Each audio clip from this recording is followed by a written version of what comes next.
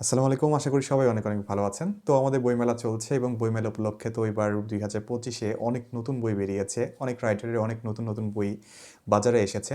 তবে সেই ক্ষেত্রে আমি একটু ডিসঅ্যাপয়েন্টেড কারণ এখনও যে আমার উইশ লিস্টে বইগুলো আছে সেগুলো এখনও সেইভাবে প্রকাশিত হয়নি। আমি যোগাযোগ করেছিলাম কয়েকটা বুকশপের সাথে। তারা বলেছিল যে এই বইগুলো পাবেন ২০ তারিখের পর। তো এই কারণেই আমার নতুন বই নিয়ে আলোচনা করাটা একটু দেরি হয়ে গেল।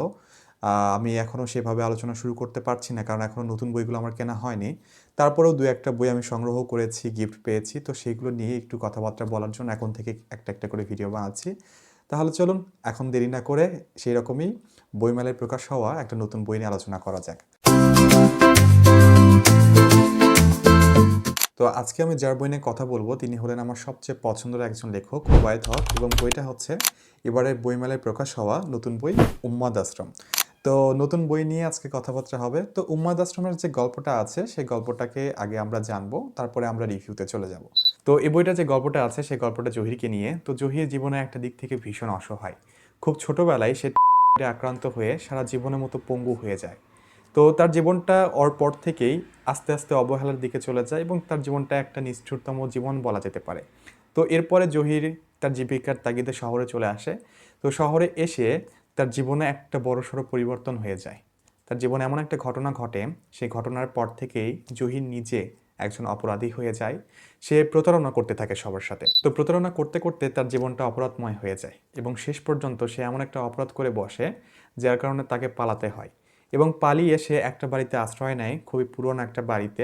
এবং সে বাড়ি থেকেই এই গল্পটার আরও মাত্রা যোগ হয়ে যায়। মানে গল্পের ঘটনাটা ওই বাড়ি থেকে শুরু হয়। তো ওই যে একটা ঘটনা ঘটলো এবং তারপরে যে ঘটনাগুলো আছে এগুলো হলো বইটার স্পয়লার, মানে গল্পের স্পয়লার, যেগুলো আমি আর ভিডিওতে টেনে আনতে চাচ্ছি না। টেনে আনলেই আপনাদের পড়ার মুডটা নষ্ট হয়ে যাবে। তারপরে ছোট্ট একটা ঘটনা আছে সেখানে, সেই ঘটনাটুকু আপনাদের সাথে একটু শেয়ার করি। তো জহির যখন প্রথম সে বাড়িতে গেল, সে বাড়িতে যাওয়ার পরে তার একটা কাকের সাথে তার দেখা হয়। তো সেই কাকটা জহিরের একদম সঙ্গী হয়ে যায়, প্রথম থেকে শেষ পর্যন্ত জহিরের সাথেই থাকে। তো সেই কাকটা কথা বলতে পারতো, সে জহিরকে বিভিন্ন বিষয় নিয়ে বেশ চিন্তার মধ্যে ফেলে দিত এবং মাঝে মাঝে খুব অবাকও করে দিত জহিরকে। তো এভাবে গল্পটা চলতে চলতে মানে গল্পের সাথে জাদু বাস্তবতা, পরাবাস্তবতা এবং এমন এমন বিষয় যোগ হয়ে গেছে যেগুলো কখনোই আমি বাস্তব দিয়ে বিশ্লেষণ করতে পারবো না। কারণ লেখক নিজেই বলেছে যে আমি এমন একটা গল্প লেখার চেষ্টা করছি যেটা কখনোই বাস্তব দিয়ে ব্যাখ্যা করা সম্ভব হবে না। তো সেই ক্ষেত্রে আমিও মনে হয় ওই দিক থেকে অসহায়, কারণ আমি লেখকের ওই গল্পগুলো বাস্তব দিয়ে কখনোই আপনাদের সাথে ব্যাখ্যা করে মানে শোনাতে পারবো না বা গল্প করতে পারবো না আপনাদের সাথে। তো এই ঘটনাগুলো নিয়ে এই বইটা লেখা। মানে ঘটনাটা খুবই সাধারণভাবে শুরু হলেও গল্পের প্রবাহে এটা এমন একটা দিকে চলে গেছে যেটা মানে তখন আর সাধারণ থাকে না, সেটা অসাধারণ হয়ে যায়। তো উবায়দ হকের বই যারা পড়েছেন তারা জানবেন যে ঘটনাগুলো খুব সিম্পলি তিনি শুরু করেন, কিন্তু শেষ পর্যন্ত ঘটনাটা আর সিম্পল থাকে না, সেটা একদম মার্ভেলাস লেভেলে চলে যায়। তো এই বইটাতেও সেম ঘটনাই ঘটেছে। তো বইটা কেমন লেগেছে এটা একটা প্রশ্ন। তো বইটা প্রথম থেকে মাঝামাঝি পর্যন্ত আমার কাছে বেশ ভালোই লাগে, কিন্তু শেষের একটা দিকে গিয়ে আমার কাছে একটু ডিসঅ্যাপয়েন্টেড মনে হয়েছিল ওই জায়গাটা। আমার মনে হচ্ছিল যে লেখক এখানে ভালো মতো টুইস্ট দিতে পারছেন না, মানে একদম শেষে, বইটার গল্পের শেষে। তো লেখক যদিও বলেছিল তার স্ট্যাটাসের মাধ্যমে যে আমার এই গল্পটাকে বাস্তব দিক থেকে ব্যাখ্যা করা সম্ভব নয়।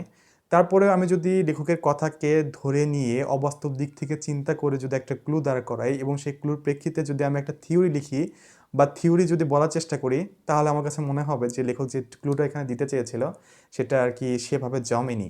তো সেই ক্ষেত্রে লেখক চাইলে সে জায়গাটা থেকে একটু জমিয়ে লিখতে পারতেন, তিনি চাইলে আর একটু কমপ্লেক্স দিকগুলোকে তুলে আনতে পারতেন এখানে। তো সেই ক্ষেত্রে এই জায়গাটা আমাকে একটু ডিসঅ্যাপয়েন্ট করেছে। যদি ওভারঅল দিক থেকে আমি কথা বলি তাহলে প্রথম থেকে মাঝামাঝি পর্যন্ত চমৎকার, শেষের দিকটা ডিসঅ্যাপয়েন্টেড, এবং সবগুলো এক জায়গাতে করে যদি ওভারঅল একটা কথা বলতে চাই, মানে একটা রিভিউ দিতে চাই, সেক্ষেত্রে বইটা চমৎকার।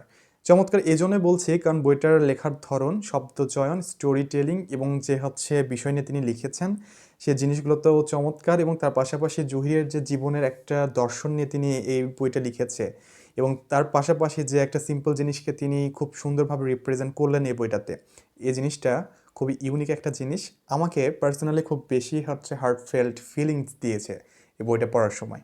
তো সেই ক্ষেত্রে বইটা চমৎকার, এটা সবাইকে রিকমেন্ড করা যায়। কিন্তু তারপরেও যদি মনে হয় আপনাদের পড়ার পর যে ওই জায়গাতে আমি একটু ডিস্টার্ব ফিল করছি, এটা আপনাদের কথা বলছি আমি, তাহলে সেটা মনে হতে পারে, কারণ আমার হয়েছে, আমি সেটা শেয়ার করেছি অলরেডি। তো সব মিলে বইটা চমৎকার, আপনাদের জন্য রিকমেন্ডেড থাকলো। তো আজকের ভিডিওটা এ পর্যন্তই, আশা করি পরবর্তীতে নতুন কোনো ভিডিওতে দেখা হবে, সে পর্যন্ত অপেক্ষা করবেন। ধন্যবাদ সবাইকে, এবং অবশ্যই বুকিস টেলস বাই পল্লবের ইউটিউব চ্যানেল এবং ফেসবুক পেজ লাইক অথবা সাবস্ক্রাইব করতে ভুলবেন না। ধন্যবাদ সবাইকে।